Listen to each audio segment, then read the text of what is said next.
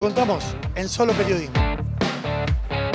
CFK procesada.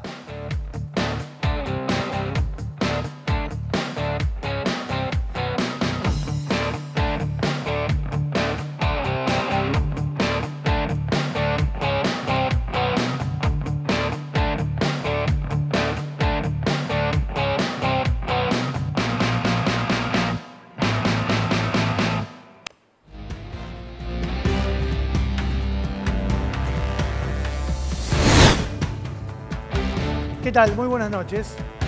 El gobierno ya prevé oficialmente que la economía el año que viene va a caer. Sí, todavía más va a caer. Pero espera que no termino ahí. Que no van a llegar inversiones y que el consumo se va a retraer todavía más de lo que se retrajo durante el año que estamos viviendo. Este año tan difícil y que seguramente usted está sufriendo en su casa cada día cuando sale a laburar, si es que tiene laburo. Por supuesto, además va a haber un achicamiento del gasto público que preanuncia más recortes y más despidos en organismos oficiales. 10.000 el último registro que hubo de despidos en organismos públicos conocido en estas horas.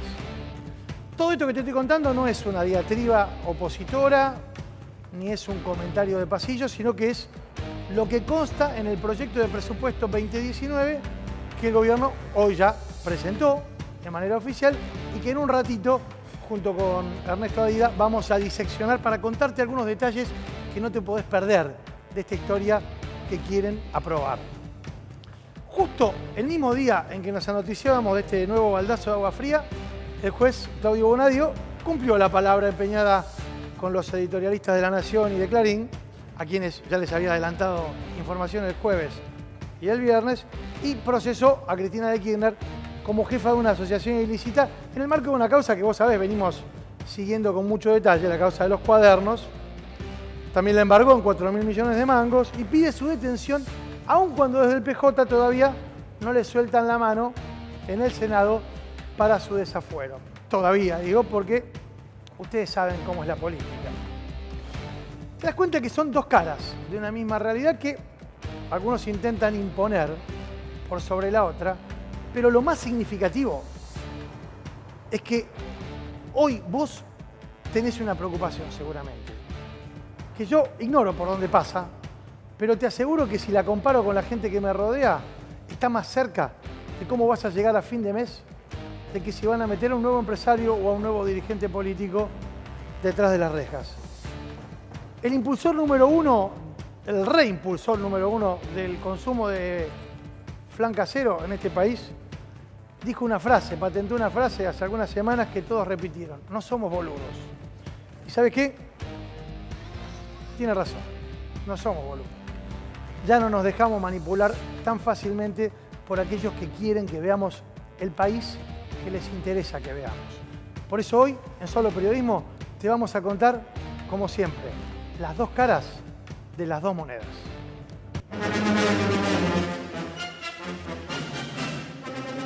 Último momento. CFK procesada en la causa de los cuadernos. Bonadio la embargó por 4.000 millones de pesos.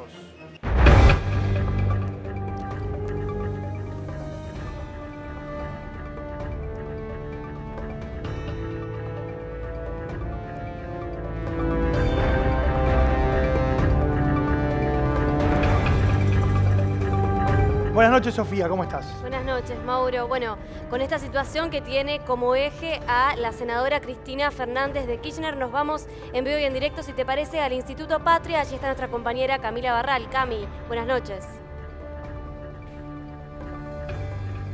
Muy buenas noches, Sofía, muy buenas noches, Mauro. Bien, como ustedes lo contaban, a las 19:24 exactamente, Cristina Fernández de Kirchner abandonó el Instituto Patria, bien acompañada con varios de sus militantes, ¿no?, que se encontraban en el lugar tras enterarse, por supuesto, del procesamiento que todos conocemos, ¿no?, efectuado por el juez federal Claudio Bonadio, quien pidió su desafuero y su detención.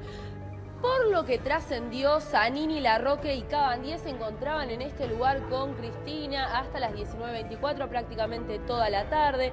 Se encontró en este lugar, pero aparentemente no vino a debatir su procesamiento, ¿no?, con ninguno de ellos, sino que simplemente se encontraba en el lugar para tratar, por supuesto, la audiencia que ella va a tener mañana, ¿no?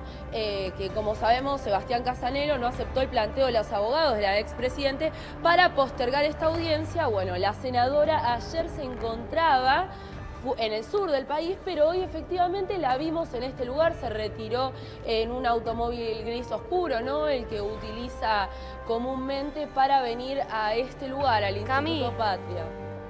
¿Se la vio hipercustodiada o de alguna manera especial? Sí, Sofía. Más allá de la gente que vos estabas mencionando de su espacio político que estaba acompañándola y la acompañó hasta último momento.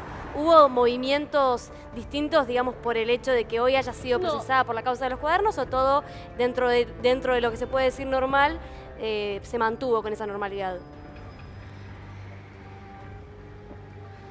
No, se mantuvo con la normalidad que lo vemos, ¿no?, habitualmente, sí, acompañada de dos autos, uno que viene con custodia y otro en el cual ella se traslada, ¿no? Es un automóvil blanco y un automóvil gris oscuro, son los que siempre ella se maneja, y con una custodia, digamos, normal, realmente normal. Lo que sí, por supuesto, siempre se convoca a un grupo de militantes o a personas que se encuentran en el interior del Instituto Patria, efectivamente, para que armen esa especie de columna, ¿no?, de personas para que los medios no podamos acceder a ella. Sí le preguntamos cómo se encontraba, ¿no?, si iba a hacer alguna declaración respecto, por supuesto, al procesamiento. Bueno, ella dijo muchas gracias, saludó a las personas que estaban en el lugar y se fue sin brindar un testimonio. Bueno, muy cerca de allí, Cami, está Ignacio Barrios con el otro móvil de Crónica en el domicilio porteño de Cristina Fernández de Kirchner, allí en la calle Juncal, el edificio que fue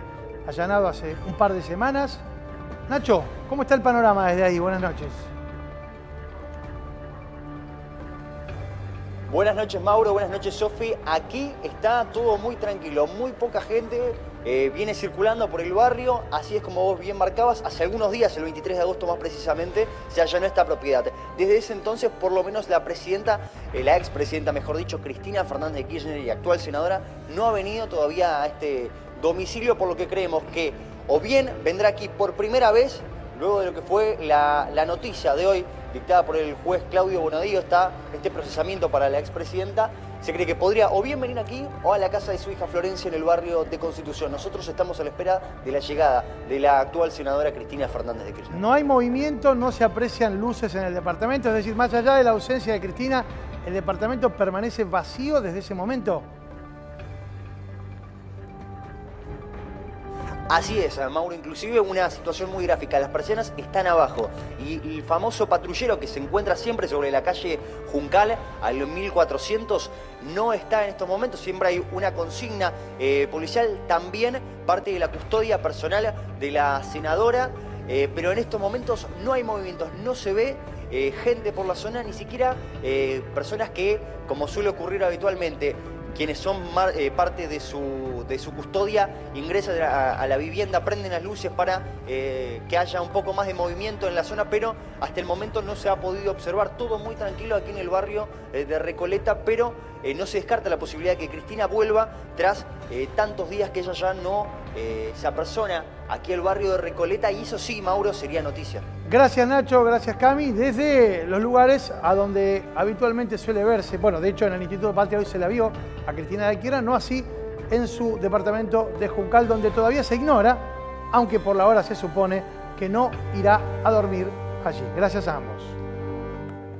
¿Y cuántas veces, Mauro, hablamos de que Cristina no iba a dormir a su departamento de Juncal, pero sí lo iba a hacer a la hora de los allanamientos del juez Bonadío en el Instituto Patria, donde estaba en vivo recién Camila Barral? Te vamos a contar en exclusiva un informe que hicimos sobre el Instituto Patria, el búnker de Cristina, que hoy está flojo de papeles. En minutitos nada más te vamos a contar una importante denuncia del Inspector General de Justicia, Sergio Brodsky. Otro dolor de cabeza para Cristina de Kirchner. Exactamente, otro más.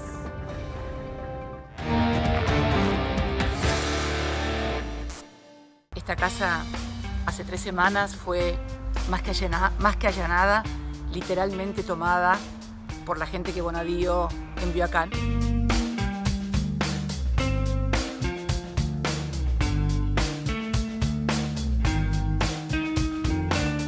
Esta es la entrada a la planta baja de mi casa. Mi casa tiene planta baja, nivel intermedio y piso superior. Estamos entrando a la planta baja. Esto es lo que pomposamente algunos medios de comunicación hegemónicos llamaban el gimnasio de mi casa. ¿Qué gimnasio? Una cinta. No me rompas nada, nene, por favor, que ya bastante me rompió Bonadío.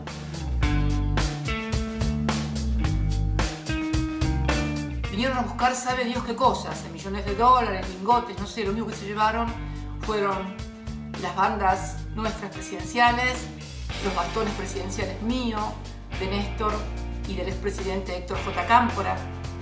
Y bueno, lo único que encontraron, el expediente de Hipólito Yrigoyen, lapiceras, encontraron las espadas, la réplica de las espadas de Bolívar.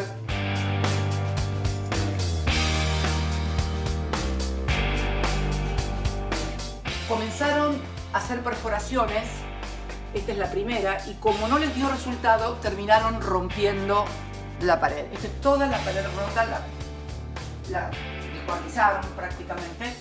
Esto es un colador, esto es toda la pared, toda perforada, cual si fuera un colador. Y acá, increíblemente, se llevaron un pato de vidrio. Un pato de vidrio que era un souvenir que te dan en un hotel, en un restaurante muy lindo y un poco caro de París, la Tour d'Argent.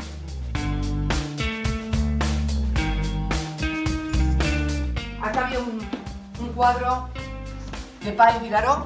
Este cuadro de Páez Vilaró me lo había regalado Sergio Massa. De acá se llevaron una tinta china de Renata Schusheim que me había regalado Alberto Fernández. De acá se llevaron 3 cuadritos que son de una militante de la Cámpora. Y se llevaron, sí, un tintero, y acá un tintero hecho por Vallarós. Me dejaron únicamente la tinta.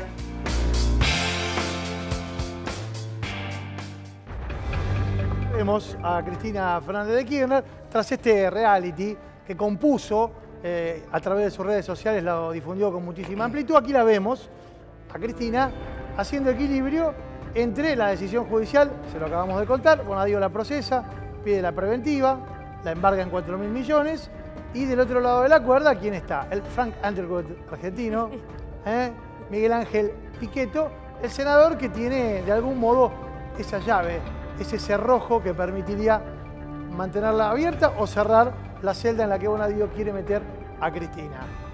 ¿Qué nos pueden contar nuestras especialistas, Penny? Bueno, hoy salió finalmente el fallo que Bonadío ya tenía preparado desde hace varios días. Estaban esperando algunas negociaciones y finalmente hoy lo dictó. ¿Por qué la procesa Cristina Fernández de Kirchner? Como jefa de una asociación ilícita que está fundada en recaudar coimas. El más alto grado que le pone a ella, no solamente a ella, sino a otros más.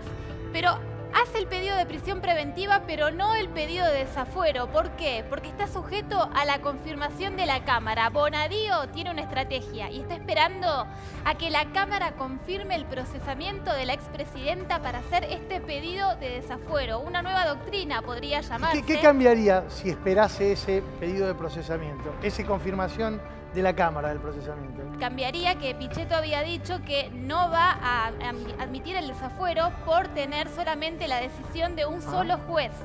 Si tiene la confirmación de la Cámara, hablaríamos de 2 instancias judiciales que están confirmando ese procesamiento y tendría mayor entidad. Se le complica con Menem ahí. Se le complica un poco más, pero cuidado porque procesamiento no equivale a sentencia condenatoria. No, por eso se le complica con Menem si es que quiere Pichetto mantener la coherencia.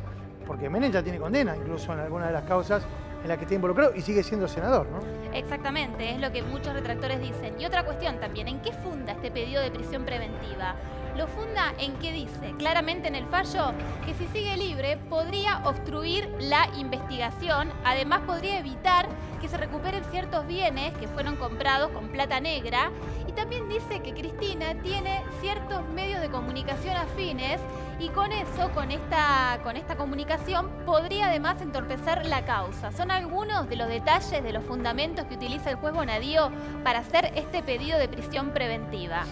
¿Qué pena le podría esperar ahora en caso de que finalmente esto siga su curso? Asociación ilícita de 3 a 10 años, como está procesada en carácter de jefa de esta asociación, de entre 5 a 10 años de prisión, que no es una pena excarcelable de cumplimiento efectivo. Además también cohecho, que es otra de las penas que le dieron, cohecho pasivo por recibir dádivas de entre 1 a 6 años y además, atención, inhabilitación perpetua para ejercer cargo público. Cohecho por 5 hechos por lo menos. Ahora, lo peculiar de esto también, de estas posibles penas, es que todas las pruebas son solamente testimonios de arrepentidos. No hay ninguna otra prueba que la testimonial. De arrepentidos que incluso varios de ellos se contradijeron entre sí. Bueno, el caso tal vez más emblemático de esto que mencionás es el de José López, uno de los funcionarios del área de obra pública, que creo que al menos en 3 oportunidades dio versiones distintas de cómo había sido el circuito de ese dinero al que lo sorprendieron revoleándolo en un convento. Exactamente, y no fue el único. También el propio Calcaterra con Wagner también se contradijeron entre sí en cuanto a la cartelización de la obra pública, y varios de ellos que dieron distintas versiones. Pero justamente la declaración de José López fue una de las pocas que estuvo bajo 7 llaves, que conservó Bonadío muy atento. Incluso había versiones de que tenía otras pruebas, que había escuchas telefónicas, grabaciones. Nada de eso, por lo menos hasta ahora, hay en este auto de procesamiento. Las únicas pruebas son testimoniales de distintos arrepentidos.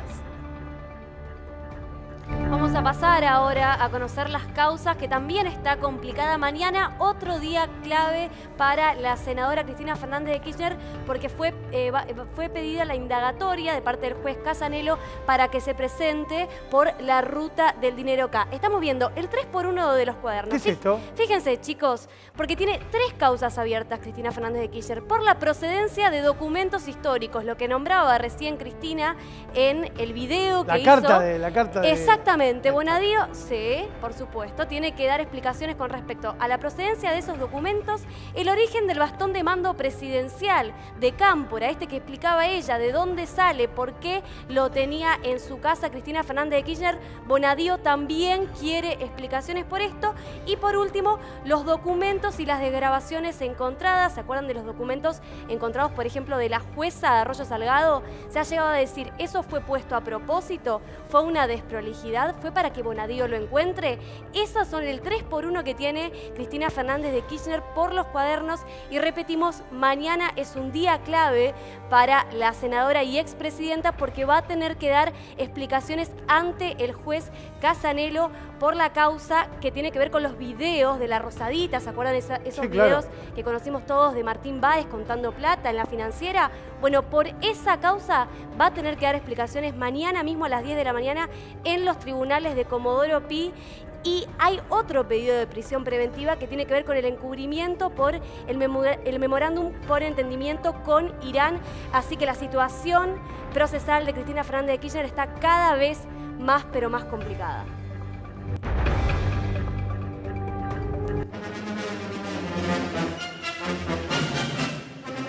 Último momento.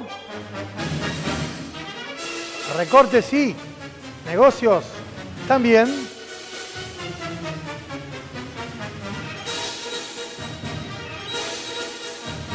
El director del INTI, denunciado, pagó millones en contrataciones directas. Consultoras versus ciencia, primicia de Crónica HD. Este señor se llama Javier Ibáñez, fue funcionario de Mauricio Macri durante su gestión, cuando estaba al frente de la jefatura de gobierno de la Ciudad de Buenos Aires, y luego, al pasar a ser presidente de los argentinos, Javier Ibáñez llegó a la titularidad, a la dirección del Instituto Nacional de Tecnología Industrial, el INTI, un organismo que desde que comenzó la gestión de Javier Ibáñez viene siendo desarticulado en sus funciones y con sucesivas podas de sus planteles de trabajadores y profesionales que han sido reiteradamente denunciadas y señaladas como arbitrarias, injustas. Incluso hubo decisiones judiciales que obligaron al INTI a volver a tomar a los mismos trabajadores que había despedido mediante algunas medidas cautelares. Lo cierto es que los trabajadores denuncian que en el INTI han echado trabajadores, han echado laburantes, pero no solo no bajaron el gasto, sino que lo incrementaron. ¿Cómo lo incrementaron? Mediante un sistema de contrataciones directas que permiten seguir haciendo negocios con los trabajadores afuera. Te lo contamos en este informe.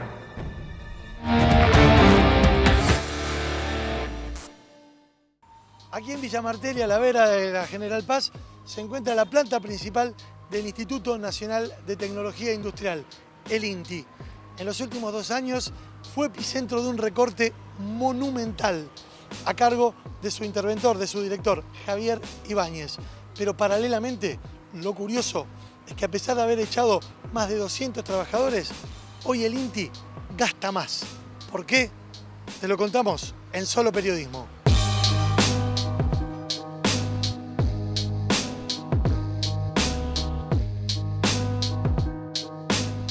En los próximos 7 o 10 días se está implementando una nueva estructura del INTI que en realidad plantea una especie de pirámide invertida en donde lo único que se achica es la base de trabajadores, se fusiona laboratorios en una bolsa increíble de ramas y profesiones que nada tiene que ver ninguna con la otra, pero en realidad se incrementa la cantidad de cargos intermedios, gerencias, subgerencias, direcciones, se repartió muchísimos más cargos que antes y al final en la cuenta se termina gastando mucho más. Se contrató a la empresa, entre comillas, de seguridad Murata, que en realidad son tareas que realiza, por ejemplo, de ingreso y egreso, de control de ingreso y egreso, que realiza portería del INTI. Muchos de los Murata que están actualmente en INTI figuran como aportantes truchos para Cambiemos. Cualquier actividad que implique un pensamiento distinto a esta gestión y trabajadores que venían denunciando desde el año pasado, que venimos denunciando todo este sistema de contratación directa y legal, digamos, que vienen realizando, bueno, instigan a estos trabajadores.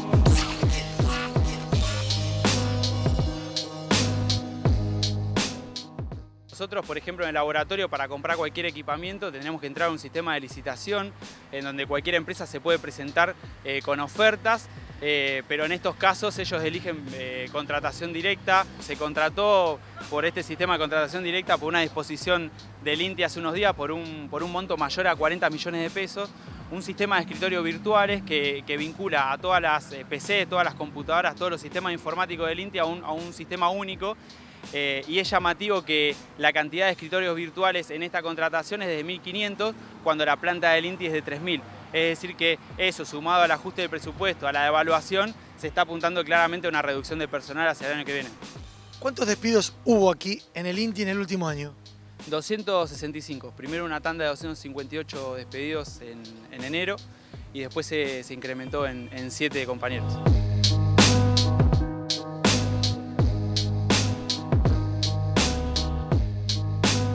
¿Cómo podrías calificar la gestión de Javier Ibáñez?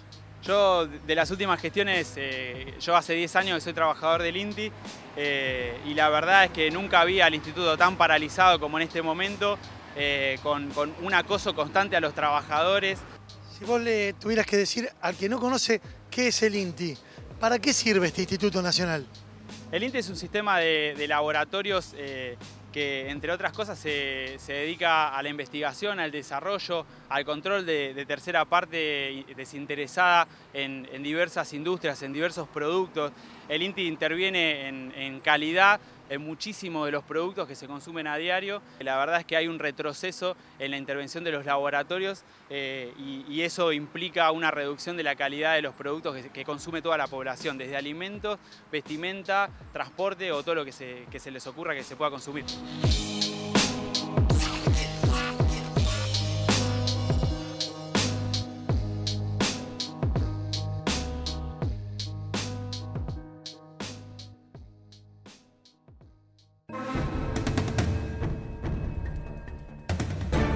como vemos, un esquema de negocios presentado, planteado, justamente para reducir personal y contratar de manera directa empresas. Por este señor que vemos acá, Javier Ibáñez, un hombre de máxima confianza del gobierno nacional, antes lo fue de la jefatura de gobierno, cuando Mauricio Macri estaba al frente de la alcaldía porteña. Hoy, en el INTI, desde el 2016, en el INTI, este hombre es la cara de ese ajuste mentiroso, porque como te contamos, gastan más plata mientras echan a los trabajadores. Te vamos a mostrar algunos números y algunas de las resoluciones que en el informe desgranábamos y que demuestran los volúmenes de dinero que están contratando de manera directa para funciones que antes cumplían los laburantes. Fíjate, por ejemplo, esto. Cómo se adquirió un sistema de 1.500, lo decía el delegado en la nota, escritorios virtuales para los centros de investigación, pagando la cifra de 66 millones de pesos. El detalle, contratación directa primero, y en segundo lugar, lo que señalaba Gabriel Rodríguez, hay 3.000 trabajadores y están contemplando un número de escritorios virtuales de exactamente la mitad, lo que los hace suponer vendrá de la mano de un nuevo ajuste de personal de cara al año que viene. Otro de las contrataciones, de las compras que efectuaron a lo largo de los últimos meses. Esto ocurrió ahora, en las últimas semanas. Por eso decimos consultores versus ciencia. Tenemos alguna otra placa, me parece, por ahí, Flor. Mira esta, qué interesante. Adjudicaron la contratación de esta empresa para la gerencia de desarrollo con destino a centros de investigación, pagándole 4.358.017 pesos, con especificaciones técnicas muy puntuales, relacionado con un sistema de gestión de la innovación en el INTI. Esto reemplaza funciones de trabajadores que hasta hace meses se desempeñaban allí con un salario. Fueron despedidos y ahora reemplazados por empresas que cumplen la misma tarea pero cobrando dinero a través de contratos directos. Firmados todos por Javier Ibáñez, el director del instituto. Veamos otra. Esta es interesantísima. La empresa se llama Murata, Sociedad Anónima. Seguramente la han visto porque es una empresa muy habitual en los circuitos de organismos públicos porque presta servicios de seguridad privada en muchos organismos públicos, muchísimos. Bueno, acaba de suscribir un contrato por el cual se hace cargo de tareas de seguridad que antes realizaba personal de control y vigilancia del INTI, que también fue desplazado, por montos que, como ustedes ven, superan en diferentes saldos los 10 millones de pesos mensuales. Dinero que, insisto, sale de las mismas arcas que el gobierno dice que quiere sanear y se las sacan a los trabajadores a los cuales despiden para dárselas a las empresas amigas. Creo que tenemos un resumen, me parece, Flor, de... bueno, nos queda una más. La firma que, en este caso, se hizo cargo de una tarea de sistema de control de acceso y presentismo biométrico por un valor de 7.359.000 pesos. Esto también compró el INTI en las últimas semanas, desplazando funciones que cumplían los trabajadores despedidos en la última tanda. Y esto sigue, porque cuando haces el repaso, creo que quedaba una placa, pero bueno, en donde haces el repaso del dinero que se gastó en este último trimestre, supera los 100 millones de pesos.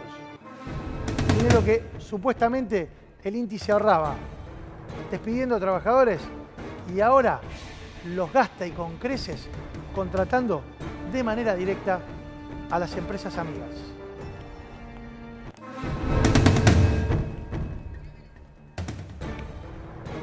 La ley de leyes, el presupuesto, lo más importante para la economía argentina, ¿por qué?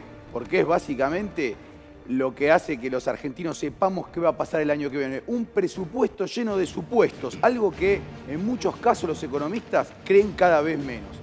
¿Saben por qué es así? Por un hecho fundamental. Porque lo que está ocurriendo en Argentina es que el año que viene vamos a tener supuestamente un dólar todo el año de 40 pesos. Una inflación todo el año aproximadamente de 23%. Y algo aún menos creíble, una caída del crecimiento del 0,5%. Me estás contando noticias del viernes, Adidas. Me estás contando noticias del viernes. Entonces te cuento una que es central y que todos los que estamos husmeando el presupuesto nos impacta. A ver. ¿Se viene una reestructuración de deuda inminente? ¿La Argentina está preparando el terreno para reestructurar la deuda que emitió estos últimos 3 años? Espera, reestructurar la deuda para la señora que nos está escuchando, el caballero que viene mirando en el bar, Crónica HD, ¿qué significa reestructurar la deuda? Reestructurar la deuda quiere decir cambiar las condiciones en las que emitimos los bonos para financiar nuestro déficit. ¿Sabes lo que es eso básicamente? Es tirar los cheques. Agarrar los cheques y empezar a hacerlo de goma. Eso es reestructurar la deuda. Esa palabra que es pomposa, pero básicamente lo que tiene el presupuesto adentro de sus extensas más de 300 páginas, lo que tiene adentro es la reformulación de un artículo de una ley para que nosotros cambiemos esa reestructuración de deuda. Pero espera, porque usted el viernes me llamó, no teníamos programa si no lo hubiéramos contado el viernes, para decirme una frase, ¿no? Una frase. Sí. Se pudrió la momia, me dijiste. Sí, ¿Cómo lo se que pudrió la momia? Lo que te dije que es lo que está dando vuelta en todos los que les interesa el tema impositivo en la Argentina, ¿sabés qué es? Hay reformas del FMI que va a forzar a que empiecen a salir los próximos meses. ¿Por qué te digo esto? Porque esa señora que vemos en pantalla... La hermana de Sergio Denis. Sí, la que se parece tanto a Sergio Denis, que es particularmente una mujer que está guiando los destinos económicos de la Argentina, por lo menos a corto y mediano plazo, plantea, no ella sino todo su equipo, algo central, una reforma impositiva que suba el IVA. Esto que yo te digo de forma casi graciosa, no lo es tanto, porque el IVA es un impuesto regresivo y le pega mucho a los más pobres. Espera, porque, a ver, vos estás diciendo esto, háblame en criollo. El FMI le está diciendo algo, el FMI, nosotros le fuimos a pedir plata, ¿no? Sí, sí, órdenes. Plata. Tenía que desembolsar esta semana, ¿cuánto? 3.000 millones de dólares. 3.250 millones de dólares. Sí, bien. señor. Y dijo, ¿vos querés esta platita para cerrar las cuentas? Bueno, primero tenés que hacer la reforma. Primero dijo previsional. Sí. Y la otra, impositiva. Bien, la impositiva es de 21 a ¿cuánto quieren llevar el IVA? 22, un puntito. Vos me decís, ¿no es nada? Sí, es mucho. 22% de IVA en la Argentina impacta directamente en los más pobres. Otra vez te contaba esto, ¿no? Sí. Que es central para la canasta básica. De cada 10 pesos que vos comprás un alimento, 22 pesos, perdón, 21. 21 en este caso. ¿Cuál es la justificación? La justificación es ¿por qué quieren subir? Que tenemos una situación dificultosa en términos financieros y que no estamos llegando a recaudar lo que podemos recaudar. ¿Por qué pasa esto? Porque un Estado ¿cómo recauda la plata? A través de los impuestos. Los impuestos que van a ser menos, porque la gente tiene menos plata, paga menos impuestos. Espera, por si se te pasa inadvertido. El 21% de IVA que vos pagás, lo pagás vos, que vivís en la 21-24, acá en Barracas, y lo paga el hijo del presidente. Eso se llama impuesto regresivo. Parece una palabra rimbombante, pero básicamente que los más pobres pagan más. En el precio del sachet de leche, del kilo de pan, el IVA está incluido y lo pagan todos por igual. Sí, exacto. Bueno, justo algunos alimentos tienen IVA diferencial ya, pero la mayoría de las cosas que utilizan los más humildes en la Argentina, los que menos salario tienen, la mayoría de las personas que tienen los salarios más bajos pagan 21% de IVA. Esa es una. Eso significa, de cada 10 pesos, 2 pesos van al Estado, básicamente. Esa es una. Esa es una. Y la otra, la reforma previsional. Decime, espera que respiro hondo, porque sé que me la... Espera que respiro hondo. Decime qué es lo que está pidiendo el Fondo Monetario. Una reforma a la griega. ¿Sabes lo que es una reforma a la griega? Ahí. Subir la edad jubilatoria y que empiecen las jubilaciones en la Argentina a tener podas. Yo te conté el otro día, hablábamos de que le bajó 13 veces las jubilaciones a los jubilados griegos. En 11 años. En 11 años. Bueno, la Argentina va en camino hacia eso, porque el 50% del gasto social en la Argentina, que es seguridad social, de cada 10 pesos que pone el Estado, 5 pesos van a la seguridad social. Y de esos 5 pesos, 3 o 4 van a los jubilados. El Estado argentino necesita podar, según las órdenes del FMI, su gasto público. ¿Y cómo lo va a podar? Bueno, por los más débiles, en este caso los jubilados. Pues es que me preocupa además lo que decíamos al principio, la previsión del presupuesto, más allá del dólar, olvídate de eso. Está diciendo el presupuesto que Argentina no va a crecer, que Argentina además no va a tener inversiones y que el consumo va a caer. Y lo que te dije recién, que es tan grave o más que eso, podemos reestructurar la deuda, empezar a reestructurar la deuda a precios de mercado. ¿Sabes lo que significa eso? Que antes vos tenías que reestructurar la deuda, o sea, renegociabas vamos a un ejemplo, como si fuera una casa. Vos ibas y le decías, mira, no te puedo pagar. Bueno, ¿por qué no me puedes pagar? Porque me pasa esto. Bueno, ¿no me podés pagar porque te pasa esto? Cualquier renegociación que hagamos te va a tener que favorecer a vos, que sos el que tiene la deuda. Bueno, ahora la renegociación va a ser a valores de mercado. ¿Qué quiere decir eso? Que entramos a la visión del usurero. El acreedor nos va a pedir lo que pide el mercado. Por lo tanto, la renegociación puede ser en montos y en plazos, o sea, en tiempo de que vos lo tengas que pagar o la cantidad de plata que tengas que poner. Eso va a cambiar mucho. O sea, que sea precio de mercado significa que te van a matar. Te van a ir a pedir todo y no te van a dar nada. Esa es una situación muy grave para la Argentina. Esperemos que esto no ocurra, pero si está dentro del presupuesto, es esperable pensar que dentro de poco puede pasar eso. Tenés una perlita económica que, antes de comenzar el programa, la agitaste como una antorcha. ¿Por qué no la encendés? Bueno, la antorcha es que puede volver la tablita de Martínez Dios. Ya sé, mis amigos economistas van a estar corriendo por todos lados. Van a estar corriendo y diciéndome, no, ¿cómo decís eso? Bueno, la tablita de Martínez Dios fue una catástrofe para la economía argentina. Lo que puede llegar a pasar es que tengamos un proceso de devaluación anunciada y reglada. ¿Qué quiere decir? Que el gobierno diga, para darle más previsibilidad a los mercados, este mes devaluamos a tanto, el próximo mes devaluamos a tanto y así sucesivamente. Pero esperá, porque vos esa me la contaste el viernes también. Sí. A mí me interesa esta que estamos viendo. ¿Por qué Caputo tiene las horas contadas? ¿Y quién es esa señora mala con el palo de amasar? Que es una mezcla de Sergio Denis y... Bueno, Caputo, y Mamá Cora. Más que las horas contadas, lo que yo digo que tiene Caputo es que Caputo casualmente fue al FMI y lo mandaron al fondo. ¿Por qué lo mandaron al fondo a Caputo? Porque Caputo no le está dando las respuestas que quiere el FMI.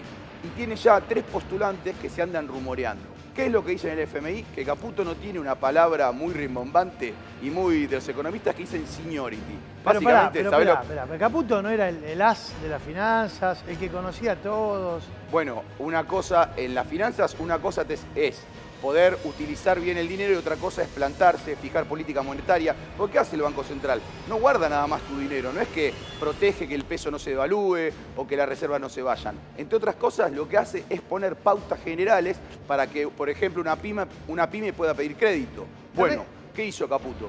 Caputo lo que hizo fue llevar, por ejemplo, la tasa de política monetaria, o sea, la tasa de interés que rige a todos, al 60%. Resultado, las pymes no pueden ir a cambiar ningún cheque. Están cambiando cheque a 70% anual. Lo estamos viendo cada vez que conversamos con alguna de ellas y los informes de este programa lo están mostrando. Ahora, si se va Caputo, ¿quiénes son los candidatos a reemplazarlo? Están dando vuelta 3 nombres. Uno es Miguel Kiguel, un hombre muy conocido en el mercado financiero, un hombre que tiene ideas, si vos querés, más cercanas a lo que podría ser Melconian. Miguel Kiguel, un hombre conocido del establishment económico, ¿no? Bueno, este señor es Calvo, el segundo, Guillermo Calvo. Este es Guillermo Calvo. Este es un hombre que directamente a boca de jarro, públicamente dice que la Argentina tiene que básicamente dolarizar, llegar a una convertibilidad, algo que en la Argentina ya conocimos en la década del 90, ¿no?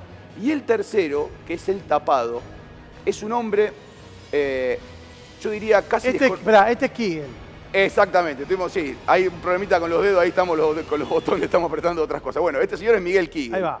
Este señor es Miguel Kiguel, que es un hombre muy respetado en los mercados. Y vamos por el tercero. Es esto, Leonardo Liederman. Este hombre es muy importante, es un hombre que ya es de facto el que maneja el Banco Central de Israel, algo que seduce mucho a las autoridades locales. No nos olvidemos que el anterior presidente del Banco Central hizo venir a la anterior presidente del Banco Central a que nos cuente un cuentito que eran las metas de inflación. Espera. ¿Este señor, qué maneja este señor? El Banco Central de Israel. ¿Y es candidato a dirigir el Banco Central? Bueno, se le vence el mandato. Él en realidad es candidato de facto, no está nombrado. Pero la realidad es que el Fondo Monetario quiere alguien que tenga lo que yo te dije antes. Esa palabra que suena rimbombante, seniority. ¿Sabés qué es eso? Alguien que tenga un currículum importante, alguien que sea muy respetado en los mercados, que tenga una gran capacidad intelectual, que sea reconocido en los mercados y por sobre todas las cosas que lo conozcan ese grupito de 200 personas que son los que manejan los bancos centrales del mundo. En ese contexto, Toto Caputo no es tan importante, pero Toto Caputo tiene algo importante. Es el pariente de Nicky Caputo. Así que ya veremos qué va a pasar en el Banco Central. De acá a poco lo sabremos.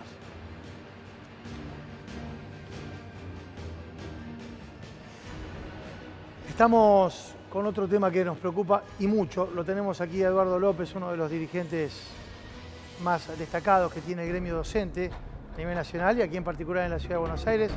La preocupación tiene mucho que ver con lo que te contábamos el miércoles de la semana pasada. ¿Recordás la brutal agresión a esta docente en Moreno, que fue secuestrada, que fue herida, lastimada, marcada con un punzón en su vientre? Bueno, las amenazas y las intimidaciones continuaron. Te las repasamos en este informe y charlamos con Eduardo López.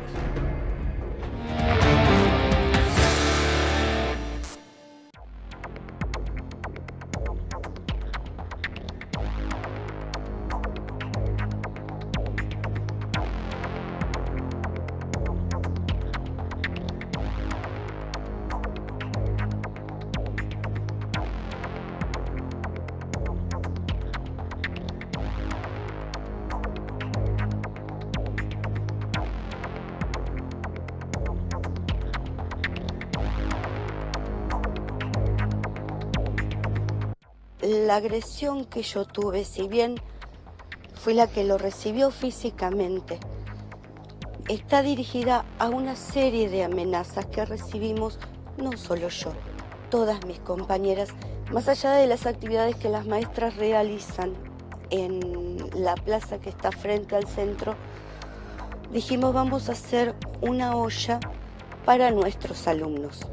A los pocos días de estar haciendo la olla, recibimos una llamada telefónica donde decía que si seguíamos jodiendo con la ollita íbamos a hacer todas boletas. Es tremenda porque todos luchamos, todos los padres de esta escuela para tenerla arriba y que vengan unos vándalos que no quieren el progreso ni el estudio de nuestros chicos, de nuestra educación, de nuestra patria, vengan y destruyan y quemen libros. Está tremendamente mal. Yo soy madre, abuela de estos chicos con esta enseñanza de esta buena directora y de todos los maestros que pusieron el hombro y el sábado estaban acá plantados ayudando. Yo reitero lo que venía diciendo, es una amenaza a todo el SUTEBA Ramallo, me tocó a mi persona porque es mi propiedad, es mi auto, pero bien podría haber sido el auto de cualquiera de las compañeras de las dirigentes del SUTEBA Ramallo. Sí, la verdad que esto es esta amenaza con el nombre de la compañera Corina, que lamentablemente, bueno, lo que están viviendo los compañeros de Moreno es trágico y la verdad que sí, que es hacia todos los docentes porque nos han elegido como enemigo público. Están amedrentando a toda la docencia de la provincia de Buenos Aires porque nos sabemos y sostenemos que nuestro reclamo es justo, es legítimo y que no vamos a parar, no tenemos miedo. La verdad que si alguien o algunos quisieron con esto que bajemos la cabeza, no lo vamos a hacer. Es grave, lo venimos contando desde la semana pasada y fue el hecho más grave el de la semana pasada porque ya había habido otras amenazas con anterioridad y esta que se suma de Ramallo en estos días. Eduardo, ¿a quién joroba esta gente? ¿A quién joroban los docentes? A las clases dominantes que ahora son clases gobernantes. Odian la escuela pública, las clases dominantes que ahora son clases gobernantes. ¿Por qué? Porque dentro de esas escuelas están las Corinas, están las Sandras, están los Rubén, están los niños. ¿Y qué hacen las maestras? Educan. ¿Los niños qué son? Sujeto de derecho. El conocimiento, ¿qué es? Un bien social, no una mercancía. Y los chicos no son clientes. No hay comercio, no hay plata. Hay amor, hay educación. Y si hay hambre, hay ollas. Ese amor, esa educación, ese derecho social es el que odian aquellos que no quieren el ascenso social que la escuela pública garantiza. Me parece un buen marco, pero detrás de esto hay manos ejecutoras de acciones horribles, porque lo que estamos viendo es realmente inusitado, que a una docente la secuestren, que la tajeen, que la amenacen, que pase lo que pasó hoy en Ramallo. ¿Qué saben ustedes? ¿Cuántos se han involucrado con la investigación? ¿Qué sabe el gremio docente de lo que pudo haber pasado? Bueno, no, está investigando la Fiscalía. El mensaje es claro, ollas no. Si hay hambre hay ollas. Ollas sí. Educación sí. Y si hay hambre, hay ollas. El mensaje es claro. El contexto es de un gobierno que ataca la educación pública. nos saca la paritaria, cierra escuelas, el brazo ejecutor lo tiene que ver el fiscal. Ustedes, en algún momento, desde círculos oficiosos, cercanos a los gobiernos, tanto de la provincia como a nivel nacional, se deslizó la idea de que ustedes estaban acusando al gobierno por estas agresiones. No los escuché jamás decirlo de manera abierta y no creo que lo hagan porque sería temerario. No imagino un gobierno ejecutando o enviando a ejecutar esto. ¿Quiénes pueden estar detrás de estas maniobras? Porque realmente se habla mucho del poder narco, se habla mucho de algunas internas políticas en algunos de los distritos. ¿Vos ves también alguna posibilidad de que pueda ir por ahí la cosa? Yo creo que cuando el Estado se retira, como en México, que el Estado se retira, aparece todo. Pero la causa de que aparezca todo, y todas las hipótesis las tiene que analizar el fiscal, es que el Estado se retiró previamente. ¿Qué tenemos que hacer? Un Estado presente. La escuela es garantía. Entonces, se va a la escuela y después las hipótesis las tiene que averiguar un fiscal, no un maestro. ¿El maestro qué hace? Educa. Y si hay hambre, hay ollas. Cuando hablamos de... leí ayer una columna del Chino Navarro en donde él planteaba algo similar, esta idea de que justificar o decir, che, no digan que es contra los docentes, hay una interna porque son los narcos que ya hicieron esto en Moreno, fíjate que se fue un obispo, fíjate que mataron a un militante social, como si el hecho de que el narco ganara ese territorio de monopolio de la violencia no significara un retiro del Estado. Claro. Bueno, en México, que está retirado el Estado, persiguen a los estudiantes normalistas. De hecho, hay 43 desaparecidos en Ayotzinapa. Exacto. Bueno, se va al Estado y aparece todo. Pero no es un tema Moreno. Bueno, Moreno pasó... ¿Y en Ramallo? ¿Qué son los narcos de Ramallo? ¿Y en Berazategui? Es decir, el Estado se está retirando. ¿Cómo garantizamos el derecho social a la educación, la comida, con un Estado presente? ¿Qué es el Estado? La escuela. ¿Qué pasa dentro de la escuela? Hay amor, hay educación y hay contención. ¿Se va eso? Después quedamos a merced del mercado y de los fiscales. Yo no quiero que mis hijos, mis hijas, dependan de un fiscal. Quiero que dependan de una escuela, que estudien y que vayan con la panza llena y que tengan violines y como tenían en la escuela de Moreno, y que las escuelas sean seguras. Está en peligro la educación. Estallan las escuelas y cuando no estallan hay amenazas. ¿Qué queremos? Lo que pasaba hasta hace poco, una escuela pública donde vos vayas al acto de fin de año y estés contento. Eduardo, ¿hasta cuándo piensan mantener las medidas de fuerza? Porque Vidal habló de que esto no puede pasar con los docentes, pero tampoco con se puede meter con los chicos, digamos, que son los principales perjudicados con los paros que se están realizando, ¿no? Bueno, hoy no hay medidas de fuerza. Pero mañana si tampoco. Lo que hay en Moreno es que todos los supervisores dijeron, para abrir de nuevo la escuela, traigan un certificado que diga que esta escuela no va a estallar por problemas de gas o electricidad o de techo o de cloaca. Las 300 escuelas de Moreno y 200 más de la provincia de Buenos Aires, equivalente a 400.000 chicos. Son 2 ciudades de Buenos Aires sin clase todos los días, porque el gobierno no puede, no es porque hay paro, sino porque no puede garantizar un papelito con 4 condiciones. Pero lo subo alrededor de todo el año los paros. Yo hablo de las medidas de fuerza concretamente más allá de las condiciones edilicias que acá por supuesto que repudiamos, no lo que sucedió en Moreno. Pero digo, más allá de eso, ¿se piensan otras medidas de fuerza como los paros que tienen a los chicos fuera de las aulas? Sí, insisto, los chicos hoy están fuera de las aulas sin paro, pero va a haber paro en una semana justo, lunes que viene, lunes 24 y martes 25. Martes 25 la CGT, la CTA, huelga general. Y el lunes yo invito a toda la comunidad que está en contra del presupuesto del informe que hacían recién, que baja el FONID, que saca los violines, que reduce los medicamentos, que saca las vacunas, a movilizarnos del Congreso a Plaza de Mayo el lunes 24, lunes que viene, a partir del mediodía, en contra de este presupuesto y a favor de uno que garantice medicamentos, vacunas, salud y educación. Eduardo, recién usted hablaba de los problemas edilicios de las 200 escuelas, que ya lo sabemos, es uno de los grandes problemas del elefante del Estado que nunca tiene mantenimiento. Pero mientras tanto, ¿qué hacemos con los pibes? Todos sabemos que la estructura edilicia es muy compleja, pero ¿qué solución ustedes creen que se puede hacer alternativa? Invertir y llevar... Ya lo sabemos, pero mientras tanto, ¿qué hacemos? No, porque los pibes no tienen clase, digo. Los chicos de Moreno y de 200 escuelas más no tienen clase porque los padres, los supervisores, los inspectores dicen no están dadas las condiciones para garantizar las clases. Estuvimos allí el martes y nos lo contaban. Y lo que piden es esto, un certificado, un sello IRAM, que diga esta escuela no tiene problema de gas, de luz, de techos o de cloacas. Ese es el conflicto. En el partido del conurbano de al lado hay clase.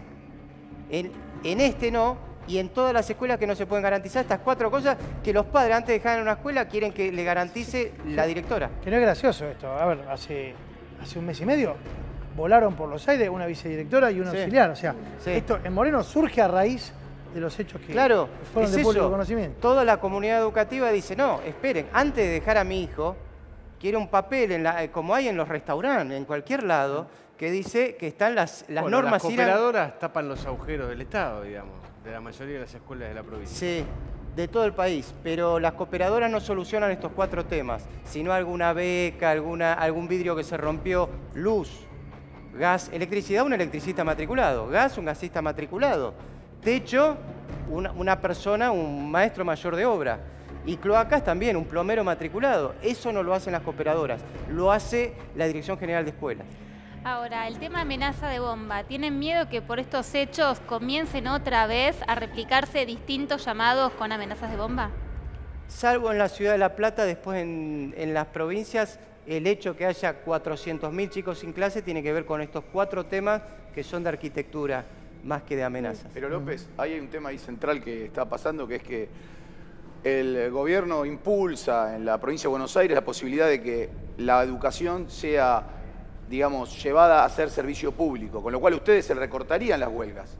Ustedes podrían hacer menos huelgas, el 50% de las huelgas que actualmente hacen. Explícalo, por favor, Eduardo, eso. ¿Qué significaría, en términos formales, que a la educación la consideraran un servicio público, como son los hospitales, como son...? Sí, ellos dicen un servicio esencial. Esencial. Servicio público ya es, digamos. No, bueno, servicio esencial, tal vez, servicio esencial. Sí.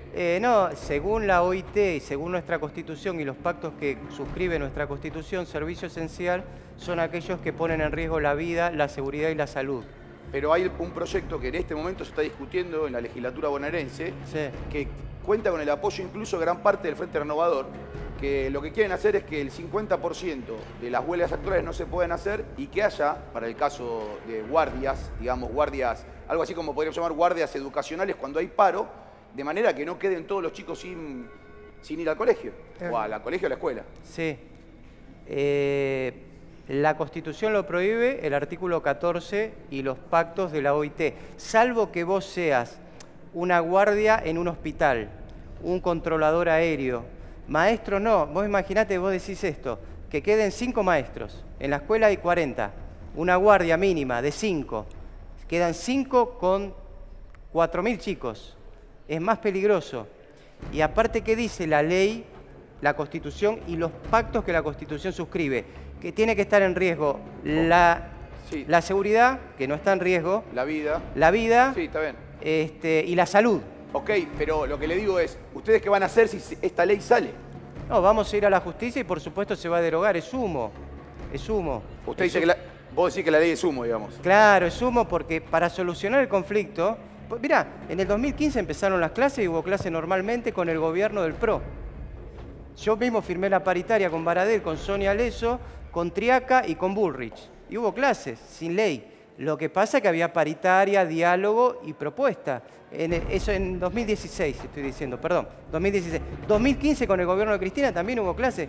En general hay clase si hay diálogo y soluciones. Con amenazas no nos hacen callar. Lo que nosotros queremos es diálogo, solución y comida caliente para nuestros alumnos. Las amenazas corren por cuenta de quien las hace. ¿Qué repercusión tienen puertas adentro de la comunidad educativa? Y cuando digo comunidad educativa, sumo a los padres.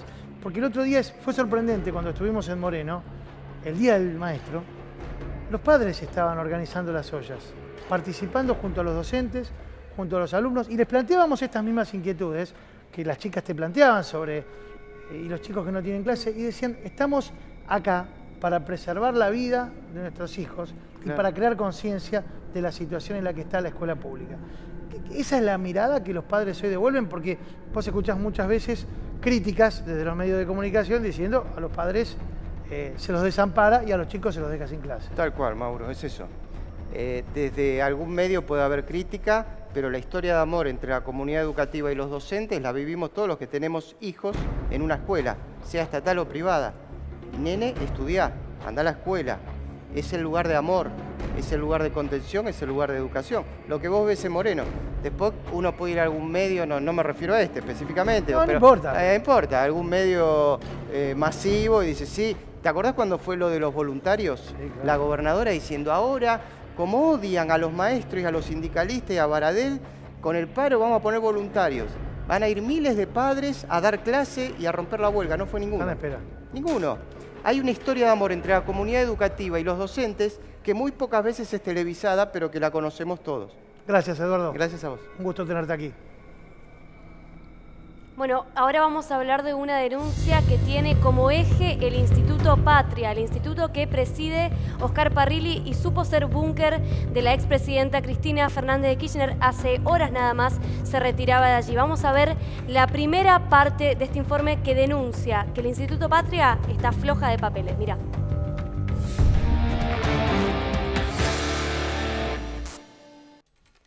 La Inspección General de Justicia dependiente del Ministerio pidió la nómina de los asociados y el aporte mensual que realizan los socios del Instituto Patria. El organismo que preside Oscar Parrilli, ex secretario del kirchnerismo, supo ser el búnker de Cristina en los allanamientos que dispuso el juez Claudio Bonadío en la causa de los cuadernos. En total, fueron 3 intimaciones que hizo la IGJ al Instituto Patria para obtener el registro de socios. Nosotros estamos ahora haciendo una fiscalización en la entidad y bueno, estamos requiriéndole que nos dé la documentación respaldatoria respecto de los balances que nos vienen presentando, que no está documentado todo lo que figura en el balance. ¿Y por qué ellos retasean la información o no la quieren dar concretamente? ¿Quién es el responsable de dar esta información? Bueno, el responsable del presidente es el señor Parrilli, que él firma todas las contestaciones que nosotros recibimos. Y básicamente el motivo no lo sabemos porque no nos da la documentación. Nosotros como inspección tenemos la fiscalización permanente de todas estas entidades y nosotros lo que estamos pidiendo justamente es saber de dónde surgen los fondos para mantener la entidad. Básicamente es eso, no hay otra cosa. Ante la falta de entrega, la IGJ publicó en un medio de circulación masiva un informe en el que dio a conocer esta situación irregular del Patria. La medida fue criticada por los apoderados del espacio político y a través de un escrito los representantes legales del instituto reclamaron que no se siga pidiendo el registro de socios. Para la IGJ el instituto está flojo de papeles. El Patria declaró ingresos por más de 2.300.000 pesos. En 2017 recibió alrededor de 1.800.000 pesos por cuotas de asociados, 251.000 pesos por donaciones y más de 280.000 por eventos sociales. Uno de los principales gastos que tiene es el alquiler de su edificio por 60.000 pesos. Y nosotros no podemos corroborar de qué manera se sostiene, cómo funciona, cómo se financian todas las actividades, inclusive cómo mantienen cómo alquilan el edificio donde funciona la entidad. Entonces es imposible que nosotros podamos realizar nuestro trabajo, que es justamente saber de dónde vienen esos fondos para que una entidad funcione. Desde la Asociación Civil denunciaron que las intimaciones no buscan cumplir con el rol de fiscalizador, sino con el afán de conocer la nómina de los asociados. Lo que nosotros necesitamos saber es quiénes son esos socios con nombre, apellido y DNI, nada más. Eso para nosotros no es un dato sensible. Ellos consideran que sí, así fueron a la justicia. Hoy estamos en la Corte, con un pleito en la Corte sobre eso. Y bueno, veremos qué dice la Corte finalmente. El Instituto de Parrilli se amparó en la Ley 25.326 de protección de datos sensibles, alegando que no corresponde entregar dicha información, ya que se podría determinar la opinión pública de esas personas.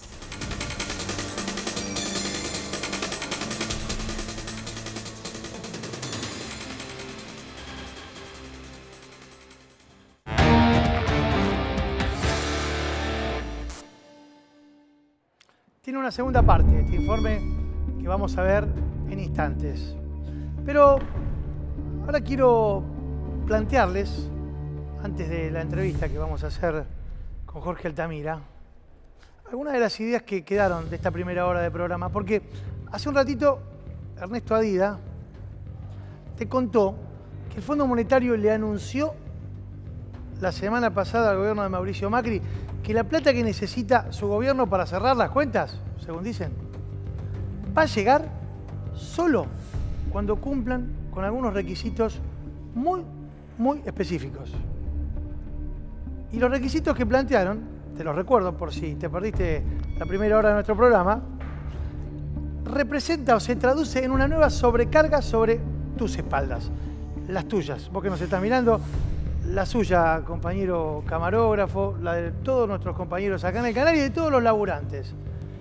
Porque en definitiva somos los que laburamos, los que le damos a este gobierno, al Estado y al Fondo Monetario eso que ellos quieren en este momento, que son quedarse con los derechos que la Constitución nos otorga. Por ejemplo, nos van a aumentar el impuesto al consumo. Te lo contó Ernesto hace un ratito. El FMI quiere que del 21% que vos pagás de IVA, pases a pagar el 22%. Y ese puntito que vos decís, va a ser un puntito que sale de tu bolsillo. Porque es el impuesto más regresivo que existe, el impuesto al consumo.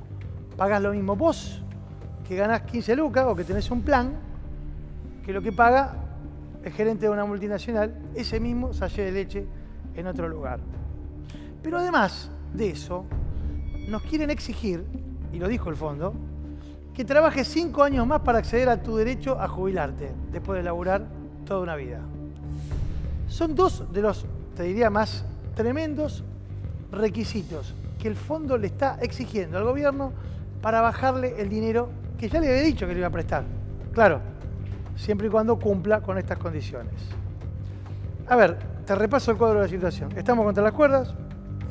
Un gobierno que, si sabe que acepta estas exigencias, va a tener muy poco margen de maniobra para evitar una derrota. El año que viene tiene elecciones este gobierno. Y si no lo hace, se queda sin el crédito con el que no puede perder, no va a garantizar perder el mismo terreno que va a perder en caso de que sea derrotado en las elecciones. Con lo cual, está en un laberinto verdaderamente muy difícil de sortear. Sobre todo porque acá lo colocaron sus propias impericias, o tal vez su propia ideología, acompañada de decisiones que hoy no nos dejan salir ni ver más allá de un horizonte signado por lo que el Fondo Monetario quiere. Yo lo escuché muchas veces a este señor que tengo sentado aquí, que se llama Jorge Altamira. ¿Cómo te va, Jorge? ¿Qué tal? Hablar de esto desde una posición, bueno, extrema, como siempre te han dicho que sos un hombre de extrema izquierda. Y tenés una mirada económica que en un momento como este me interesaría escuchar, sobre todo teniendo en cuenta que esas profecías que alguna vez te decían, sos el profeta del iceberg, las tenemos acá cerca nuevamente. Mira, para ilustrar el punto que estás señalando, te digo lo siguiente. Argentina tenía una deuda en el 2001, una deuda externa, exactamente de 180.000 millones de dólares. 2001. 2001. 80.000 con organismos internacionales. 100.000 con acreedores. Es sobre estos 100.000 millones que en el año 2001 el Congreso declaró el default. 100.000 millones. Y fue considerado el default más grande de la historia. Ahora la deuda argentina supera los 400.000 millones de dólares. O sea, más que duplicó la que había. 4 veces. Bueno, duplicó en el La total. de los 180. Pero en esta deuda lo que le debemos a los organismos internacionales es menor. Pensá que antes le debíamos el 40% a organismos internacionales. Ahora es menor. Ahora quien tiene parte de la deuda que no es con los acreedores es la ANSES. Porque el gobierno anterior le metía todos los títulos a la ANSES y como consecuencia de esto, vos viste que en estos días se comentó que el Fondo de Garantía de la ANSES perdió unos 20.000 millones porque se desvalorizaron esos títulos públicos. Lógico, eran papeles se desvalorizaron. Que se lo habían por embocado al completo. ANSES. Entonces, si en aquel momento vivimos una quiebra, esto es una super quiebra. Argentina está quebrada y no va a salir del pozo porque modifica las jubilaciones. Pero las jubilaciones es un golpe fundamental y ya está en el convenio con el fondo que el peronismo admitió que no se discuta en el Congreso a pesar de que tiene mayoría. Cuidado con esto. Epa. El peronismo tiene mayoría en el Congreso, tendría que haber dicho, quiero discutir este acuerdo con el fondo, me reduce, me aumenta la edad para jubilar, pero además del IVA que ustedes mencionaron de 1 punto, Sí. contempla también un aumento de 4 puntos en el aporte jubilatorio del trabajador, de 11 al 15%, con lo cual el ajuste es absolutamente brutal e insuficiente para superar la quiebra. Por eso es que en este momento hay una incertidumbre muy grande sobre si esto se sigue devaluando o lo que sigue ocurriendo, o esta cuestión que planteó un asesor de Trump, de que Argentina que se dolarice retorne la a la economía. convertibilidad o que se dolarice. Bueno, me interesa eso y voy a volver sobre este punto. La voy a sumar, está aquí con nosotros también Delfina Rossi, que es una destacada economista que ocupa el espacio kirchnerista. ¿Qué tal? ¿Cómo estás? ¿Qué tal? Buenas noches. Gracias por venir. No, gracias por la invitación. Lo que mencionaba Altamira recién sobre el final de su primera intervención, esta idea de que flota en el ambiente la posibilidad, desde los asesores de Donald Trump, de que la Argentina transite el camino hacia la dolarización o hacia la nueva convertibilidad esta de la que hablaron. ¿Qué hay de cierto en esto? Mira, bueno, recién lo escuchaba también a mi papá, Agustín Rossi, reiterar que el próximo día jueves le van a exigir a Duhovne que dé detalles sobre esto, si realmente el gobierno está considerando una posible dolarización, porque es verdad que hay demasiados rumores y al final no sabemos qué planifica el gobierno.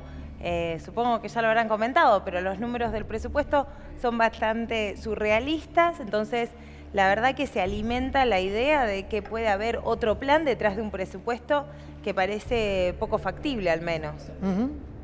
Ahora bien, este gobierno, el gobierno de Macri, le pide a Estados Unidos un préstamo importante, ¿no? Como estamos hablando. Pero el gobierno anterior, del que vos formaste parte, le pidió a China un préstamo importante. ¿Eso no es cambiarle el collar al perro? Sí, yo fui funcionaria solamente durante 4 meses, no sé si Bueno, me puedo está bien, hacer... pero fuiste me siento identificada políticamente, pero en todo caso, bueno, hay una diferencia crucial que es el solicitar inversiones o capitales internacionales para realizar infraestructuras y la de, como estamos viendo ahora, endeudar el país para financiar la fuga de capitales y esta bicicleta financiera. Pero me parece que esa perdóname, es la diferencia central que deberíamos también Nosotros no dialogar. le pedimos plata a China para infraestructura nada más. Le pedimos más de 10.000 millones de dólares para un swap, para fortalecer reservas. Lo mismo que está haciendo el gobierno actual con el Fondo Monetario Internacional. Está bien, un swap que facilitaba el comercio. Igualmente yo creo que la discusión no es deuda sí o deuda no. Me parece que la discusión es... Pero espera, vos podés decirnos de discusión. ¿Deuda sí o deuda no?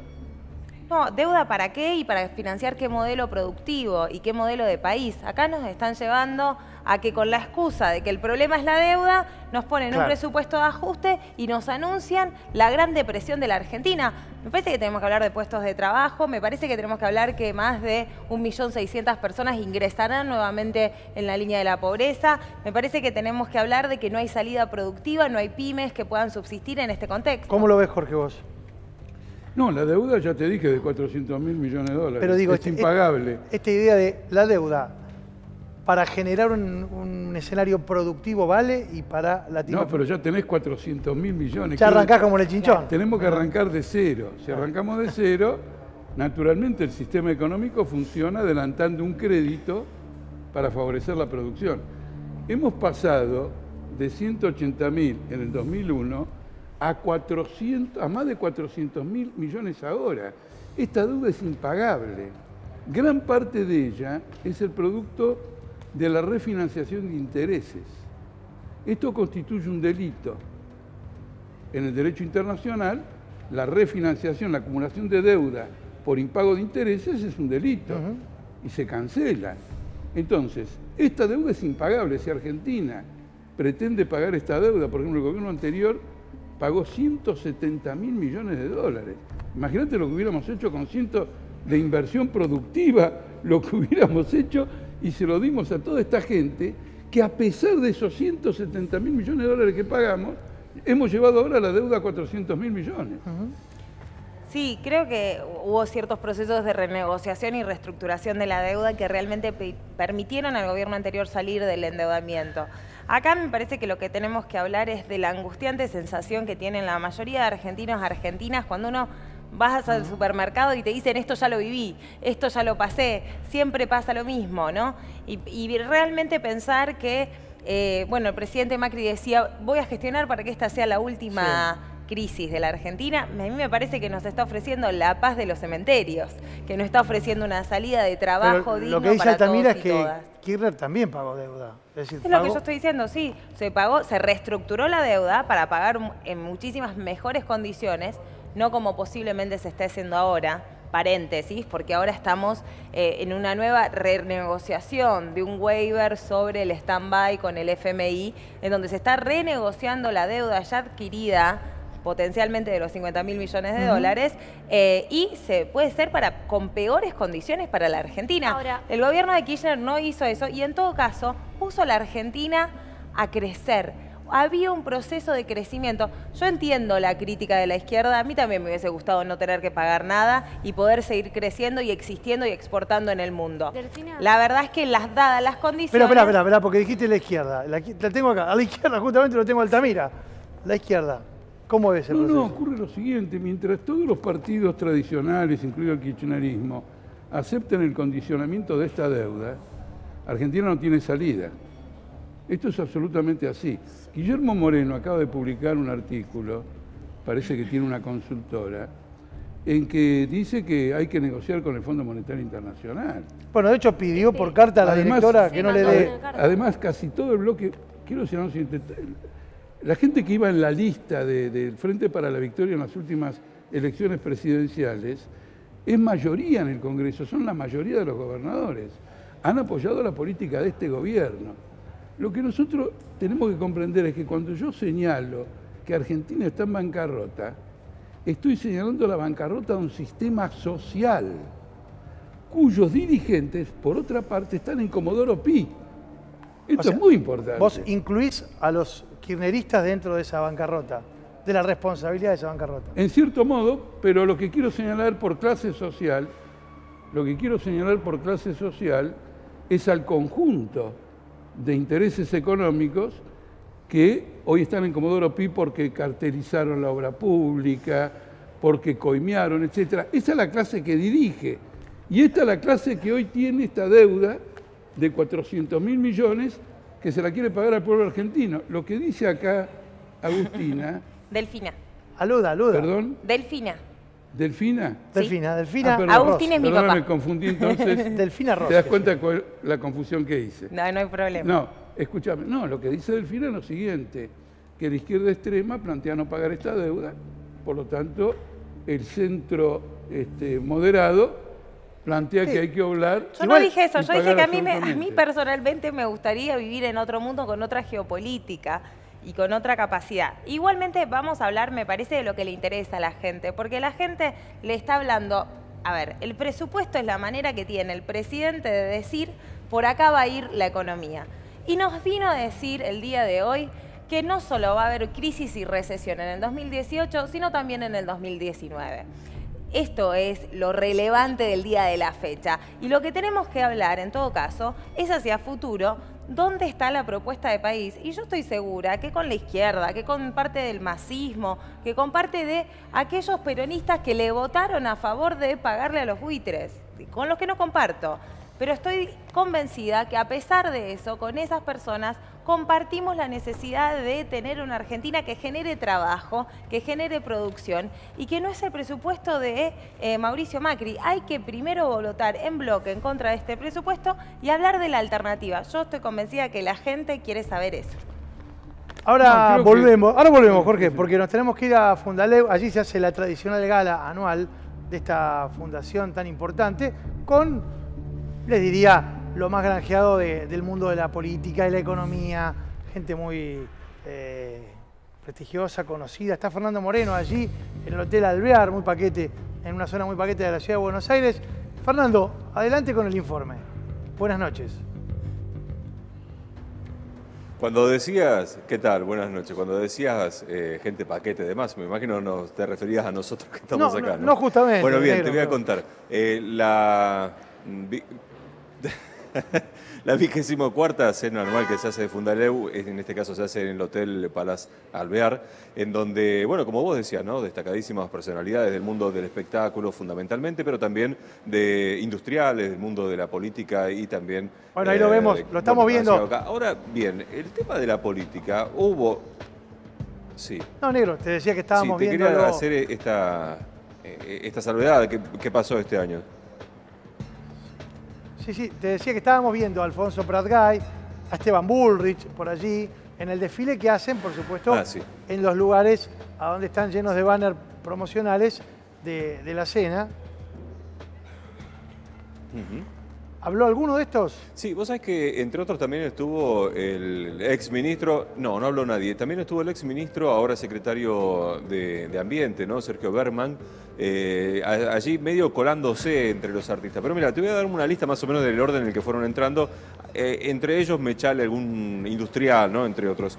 Estuvo Miguel del Cel, también político un poco retirado, Pampita, Macaya Márquez, Patricia Micho, Cristiano Ratazzi, ¿no? Que estuvo allí con su bella esposa, Alfonso Pratgay, con Delfina Rodríguez Bécar,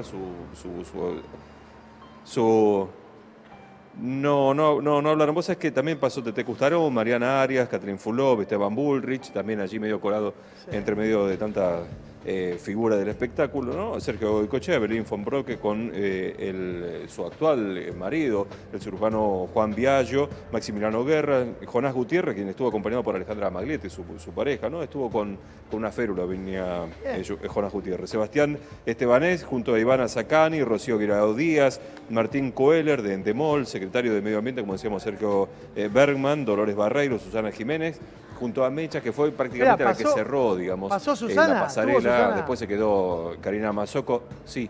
Estuvo Susana, y habló Susana, porque Susana sí, claro, picante. habló, ella sí habló, viste que Susana... Es picante, le gusta hablar a Susana, suele defenderlo. Pero no habló sobre Mac. política, sí, habló básicamente... No respondió preguntas políticas, respondió, sí, alguien le preguntó si Mecha la veía como periodista a su hija, eso sí cayó, habló un poco de cómo estaba vestida y ese tipo de cosas, no respondió preguntas políticas, bueno, naturalmente, de pincharla por ese lado, pero no.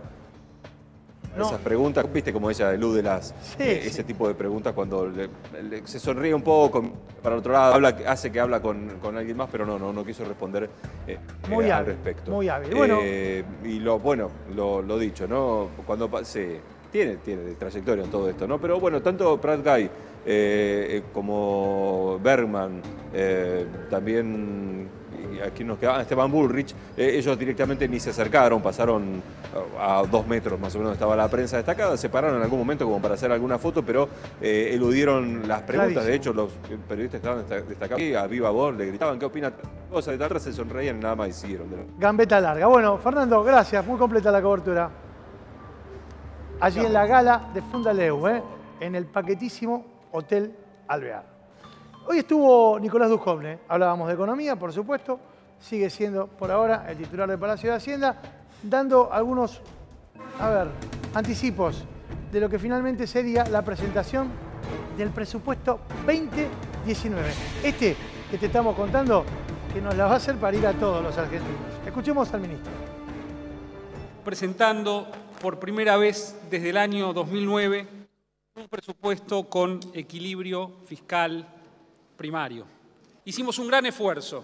En 2016 bajamos el gasto en 0,3 en términos reales, en 2017 en 3%, en 2018 proyectamos que baje en 6% y para 2019 proyectamos una reducción de 7,7% real. En 2017 la economía crecía al 2,9% anual y hasta el primer trimestre de 2018 habíamos encadenado 7 trimestres consecutivos de crecimiento. Sin embargo, ocurrieron una serie de shocks que nos apartaron transitoriamente del sendero de crecimiento. En 2018 estimamos una contracción económica de 2 2,4% anual. Nuestras metas de resultado fiscal primario pasaron de ser a principio de año de 3,2 para este año, de 2,2 para el año 2019 y de 1,2% del producto para el 2020 a 2,7, 0 y 1 punto de superávit primario en el año 2020, respectivamente. Esperamos que en el año 2019 la actividad en promedio se contraiga un 0,5%. Proyectamos una inflación punta a punta de 23% en el año próximo, que compara con una estimación de 42% para el año 2018. Las medidas con las que alcanzaremos el equilibrio fiscal primario serán las siguientes. Una baja del gasto en subsidios económicos equivalente a 0,7% del PIB. Una reducción de 0,5 puntos porcentuales del PBI del gasto de capital en el presupuesto nacional, que como mencionábamos antes, está más que compensado por otras fuentes de incremento en el gasto en infraestructura como PPP y los programas de inversión de las compañías que han tenido sus revisiones integrales de tarifas. Vamos a Nicolás continuar Duhovne, presentando hoy el presupuesto, y por supuesto imprimiéndole velocidad cuando tiene que decir los números, porque evidentemente se les está complicando. Estamos con los dirigentes políticos, economistas también. Jorge, lo escuchaste de Duhovne, leíste, peinaste el presupuesto. ¿Qué viste de preocupante hoy para la persona que nos está mirando en su casa ahora? Está enrollando los fideos. Lo que hay que mirar más que el presupuesto es el acuerdo con el FMI. Y ningún partido político tradicional repudia el acuerdo con el FMI. Acá lo que hay que hacer es rechazar el acuerdo con el FMI. Porque esto que ustedes dijeron de las jubilaciones y eso del IVA está inscrito en el programa del FMI. Tienen que romper con el FMI. Los presupuestos en Argentina están pintados hace muchos años. Es una formalidad para que luego el gobierno gobierne por decreto. Tiene el presupuesto y después cambia las partidas como quiere. Por ejemplo, acaba de aumentar en 40.000 millones de pesos por un desfasaje presupuestario, sacó un decreto. Bajo el gobierno anterior, los jefes de gabinete tenían los superpoderes. Modificaban el presupuesto como querían. Esta sesión es una farsa, es una ficción. Es una ficción constitucional. Por ejemplo, la hipótesis del presupuesto. El año que viene 23,5 de inflación. Es un verso. Ahora, yo les quiero preguntar a los dos, Delfina, Jorge, ¿cómo se soluciona desde la oposición formando una oposición constructiva? Porque mucho se habló de, por ejemplo, que los bloques opositores iban a abstener dentro de la misma votación del presupuesto, justamente con lo que vos decías, Jorge, en contraposición del acuerdo con el fondo, pero no pareciera haber consenso para el bienestar o por lo menos para cómo salir de esta crisis por parte de la oposición tampoco. ¿Delfina? Sí, varias cosas, ¿no? Primero hay que aclarar el origen de la crisis que explica el ministro Duhovne. Insiste con que pasaron cosas, insisten con fenómenos meteorológicos, no se hacen cargo que esto es consecuencia de una política que inició en diciembre del 2015. Luego plantean números de ficción, digo, si pretenden que, a ver, estamos llegando a fin de año con un dólar de 42 y nos plantean una inflación interanual de 23, prácticamente hablan de que se va a apreciar en términos reales nuestra moneda, algo que es imposible, o al menos no está previsto ni siquiera para el FMI en estas condiciones. Acá lo que está claro es que van por un presupuesto de ajuste. Lo dijo el propio Duhovne, vamos por recortar el gasto. Esto quiere decir que con tal de pagar la deuda van a sacar salarios docentes, medicamentos, la vacuna de la meningitis, todo eso, los despidos en el sector público, el Estado. Coincide con vos, Adida. Esto lo dijiste la semana pasada. Sí, Te hiciste kirchnerista. No, lo que ocurre es que lo que habría que preguntarte, Delfina, es si vos tenés esta claridad ahora y el kirchnerismo tiene esta claridad ahora, ¿por qué hizo cosas como, por ejemplo, en el pasado prorrogar los propios presupuestos? Cuando no tuvo presupuesto lo prorrogó. Y al prorrogarlo lo que hacía, de alguna manera, a no ajustarlo por inflación, hacía un ajuste general de la economía. Esto lo hizo casi 2 veces, si la memoria no me falla. Casi no, 2 veces. Sí, la verdad que no voy a entrar en detalles porque tampoco lo tengo y habría que ver cuál era el equilibrio en las cámaras y qué se buscaba por ello. Lo que está claro es que durante los gobiernos kirchneristas, en general se generó ocupación, se creció, sí. hay una crítica, es verdad que hubo inflación, que hay que controlarla. Acá igualmente, en pos de lo que me preguntaban anteriormente sobre la unidad de la oposición, me parece que es fundamental también empezar a hablar de futuro y de alternativas. Y para que haya unidad tenemos que tener el convencimiento de que esta crisis es producto de una decisión política del gobierno y que por tanto otro gobierno con otra política económica no haría necesario el sufrimiento de la gente. O sea, habría que esperar a 2019 a una elección por parte, por ejemplo, de tu padre, Agustín Rossi. Puede haber una elección con Agustín Rossi, con Cristina Fernández de Kirchner, con un frente electoral, con otros jugadores, como puede ser Felipe Solá. Me encantaría que parte de la izquierda y del progresismo venga a jugar adentro del kirchnerismo, como lo ha sugerido también Juan Grabois. Me parece que las alternativas son varias, son amplias. Lo que está claro es que primero tenemos un reto que es frenar este presupuesto e ir salvando todos aquellos ámbitos del Estado en donde Mauricio Macri está dispuesto a ponerlos en riesgo. Hoy Ernesto Adida, antes de que llegaran ustedes, nos contó una historia que, claro, yo me imagino, uno lo ve a Luis Caputo y no ve en Luis Caputo al prócer que está salvando al Banco Central y a las finanzas argentinas, pero aún así al Fondo Monetario parece que no le gusta cómo está actuando Caputo. No, el Fondo Monetario tiene sus serias dudas con Caputo, ¿eh? Tiene serias dudas y estas dudas van increyendo. ¿Por qué van increyendo las dudas? Porque Caputo hace un poco lo que hace una persona que está experimentada en las mesas de dinero y el intercambio monetario. ¿Qué hace? Bueno, por un oído le entra una orden y por el otro hace una venta, como se dice en los mercados financieros. ¿Por qué es así? Porque el Fondo Monetario tiene cada vez más dudas sobre el rol de este hombre que es un familiar de un hombre central en el gobierno, que es Nicolás Caputo. Él es el primo de Nicolás Caputo, un hombre central en el gobierno, y es presidente del Banco Central. Esto sería algo casi algo decorativo si no fuera que el Fondo Monetario parece ser que no lo quiere más ahí. ¿Por qué no lo quiere más al Fondo Monetario? Porque consideran que no tiene la experiencia suficiente para llevar adelante las reformas que se necesitan en el mercado financiero para lograr que llegue a buen puerto el gobierno a fines de 2019, que es lo central para el Fondo Monetario en este momento, que el gobierno llegue bien a 2019. ¿Y hasta qué punto de compromiso está la gestión de Caputo? Porque hoy contabas, por ejemplo, que ya hay candidatos a reemplazarlo eventualmente y no dentro de mucho tiempo. Mirá, la realidad indica que Caputo tiene una situación que es casi copiada a la que tuvieron muchos presidentes del Banco Central cuando hay devaluaciones gigantes. Hay que pensar que la devaluación en la Argentina fue casi del 100%. En un contexto en donde tu rol es proteger la moneda, eso dice la Carta Orgánica del Banco Central, y a vos se te devalúa la moneda un 100%, bueno, convengamos que sos un director técnico de un equipo que se está yendo a la B. Esto es lo que considera el Banco Central.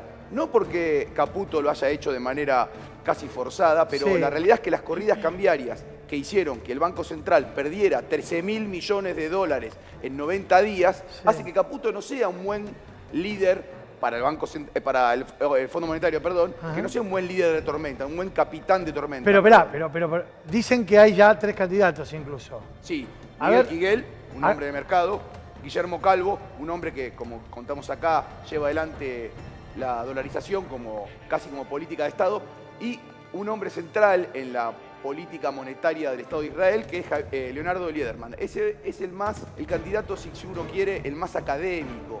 Hay otro que está dando vueltas, que es un eterno candidato al Banco Central, que es Mario Blecher. También es un hombre muy importante en lo que es la finanza del Estado de Israel. Pregunto, en ese contexto, Jorge, ¿el escenario que se presenta a pedido del fondo es auspicioso o es todavía más regresivo para nuestra economía? El fondo está siguiendo una política que es perfectamente clara, que se toca en algún momento con la dolarización o la convertibilidad, porque está presionando por la reestructuración de la deuda. No lo quiere decir abiertamente, pero la reestructuración de la deuda prácticamente significa una declaración de default. Este es el punto esencial.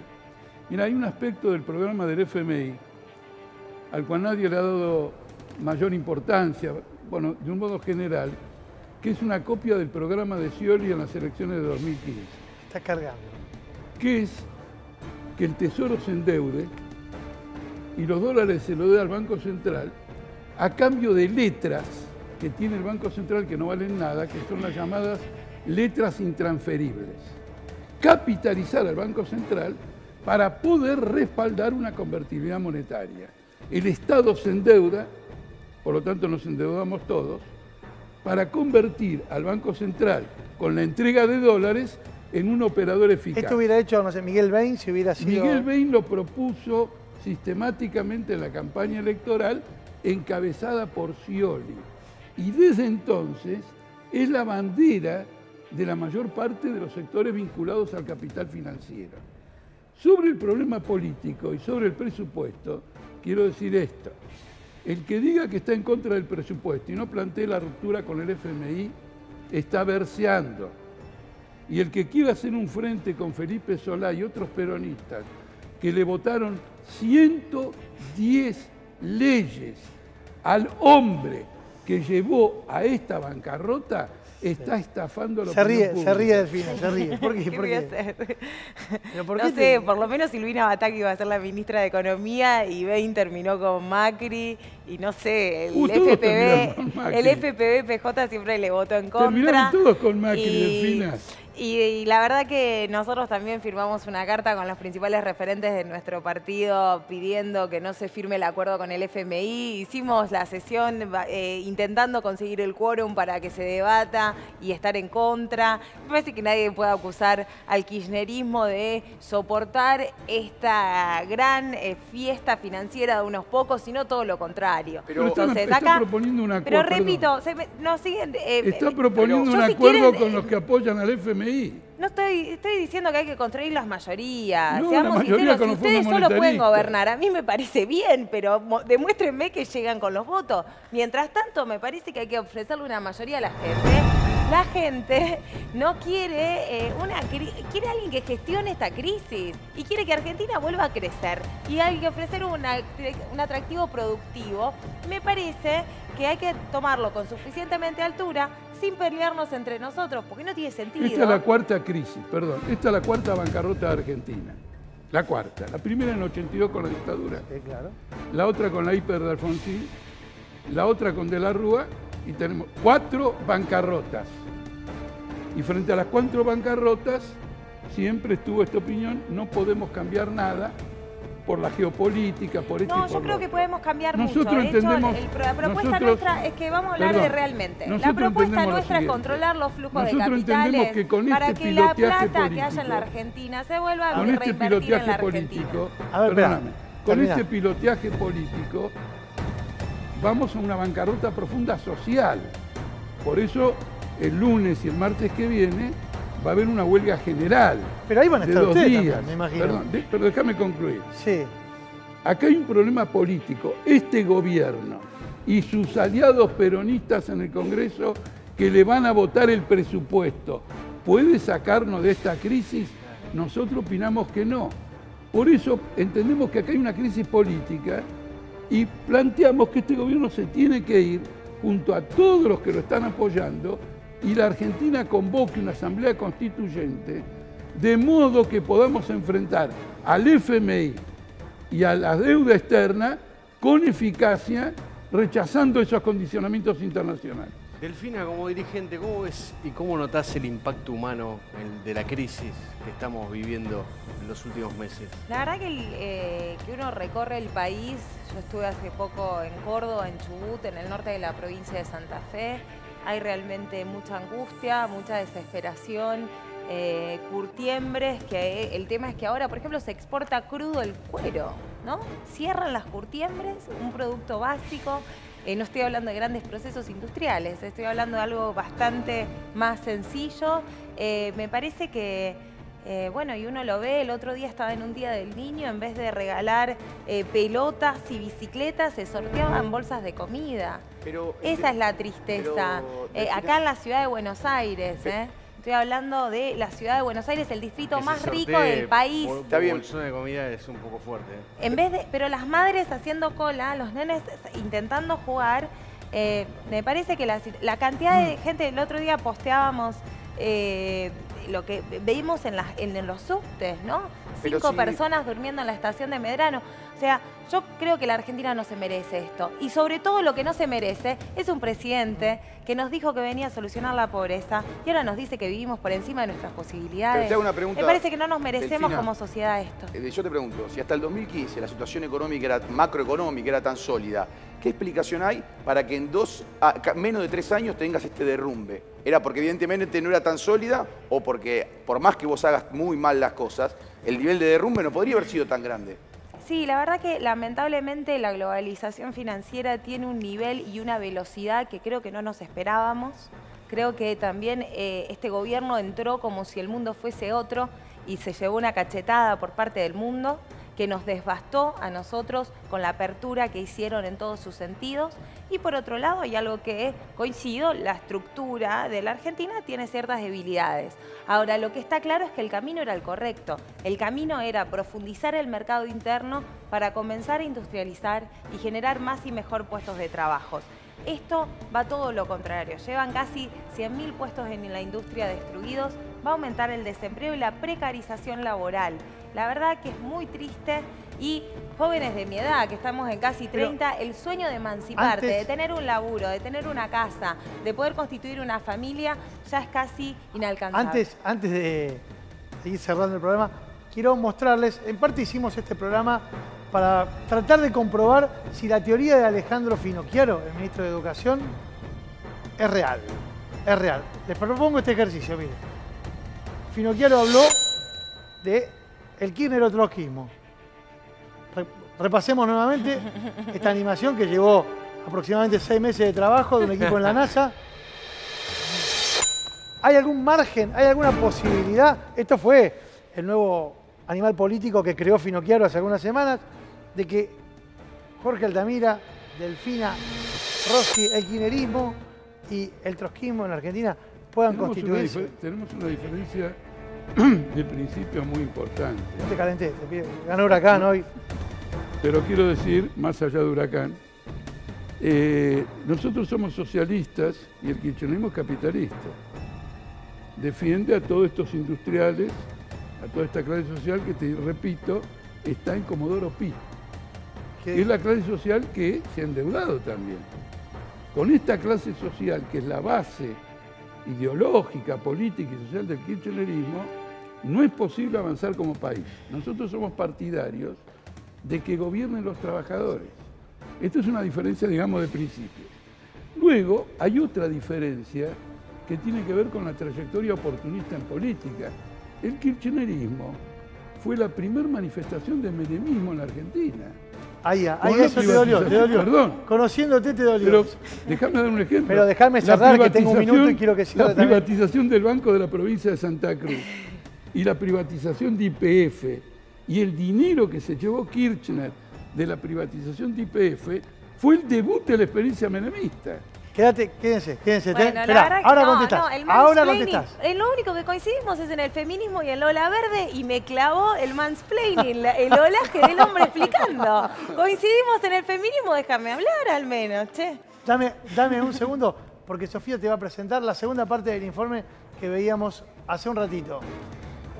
Exactamente, el titular de la IGJ que denuncia al Instituto Patria, a su presidente Oscar Parrilli y por lo tanto también a la presidenta honoraria que es Cristina Fernández de Kirchner. Esta es la segunda parte del informe.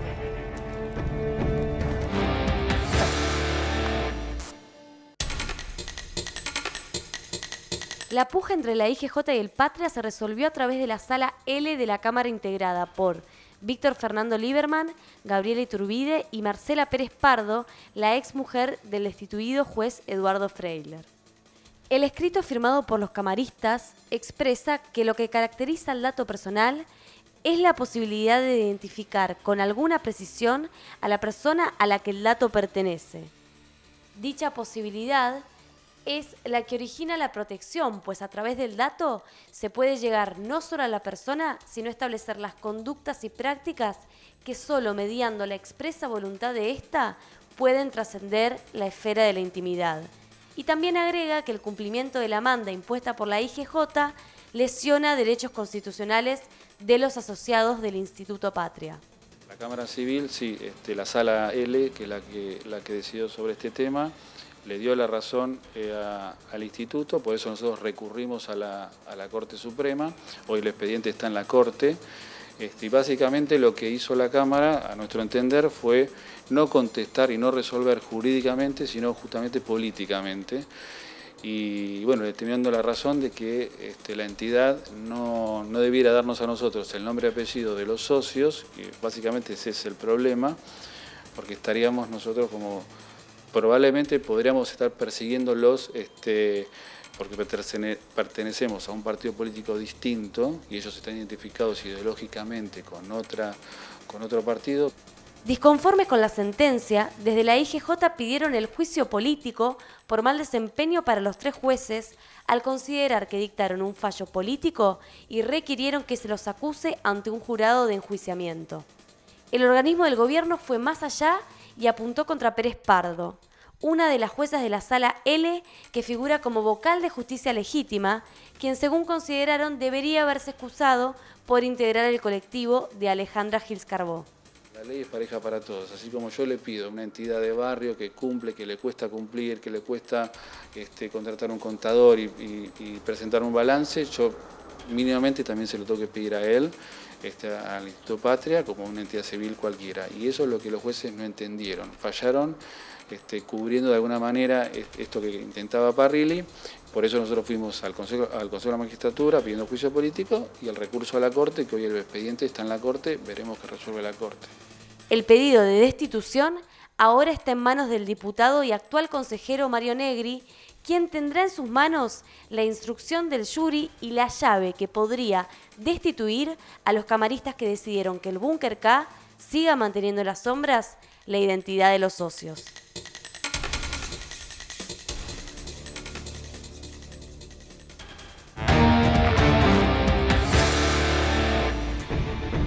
En las manos de Mario Negri, entonces, está esta denuncia y este pedido de juicio político a los 3 jueces de la Sala L de la Cámara Civil y veremos cuál es el futuro del Instituto Patria. 30 segundos para que Delfina Rossi conteste lo que quedó pendiente y dijo Jorge Altamira hace un ratito. Me parece que el escándalo que acaban de presentar es justo en el día que está la condena a Cristina Fernández de Kirchner. Todavía no la condenaron. Bueno, la sentencia, perdón. La procesal. La verdad que se suma una vez más a la persecución política judicial que estamos sufriendo. Yo creo que...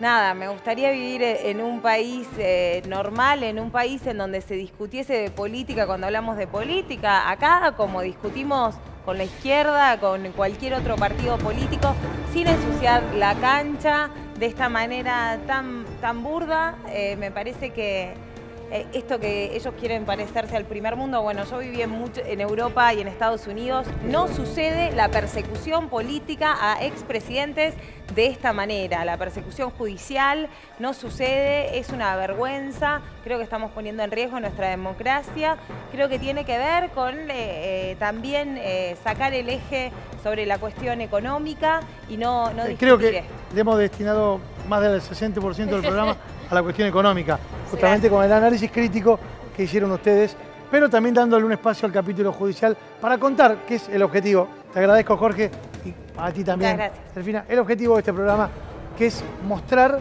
una mirada que integre lo que está ocurriendo en la Argentina. No una cosa debe tapar la otra. Hay un proceso judicial en marcha con todos los cuestionamientos que has escuchado en este programa que hemos formulado, pero existe. Y hay gente que está contando lo que pasó en la Argentina, de esa patria a la que llamaban contratista de empresas públicas. Y hay también una economía que se desmorona de la mano de los elementos que te acabamos de contar y de una política económica que nos está conduciendo una vez más a los brazos del Fondo Monetario Internacional. Gran programa, amigos. ¿Nos reencontramos mañana? Nos reencontramos mañana. Estará aquí con nosotros y me autorizó a anticiparlo porque ya lo anunció en sus redes sociales, Aníbal Fernández, contestando todas las preguntas. Hasta mañana.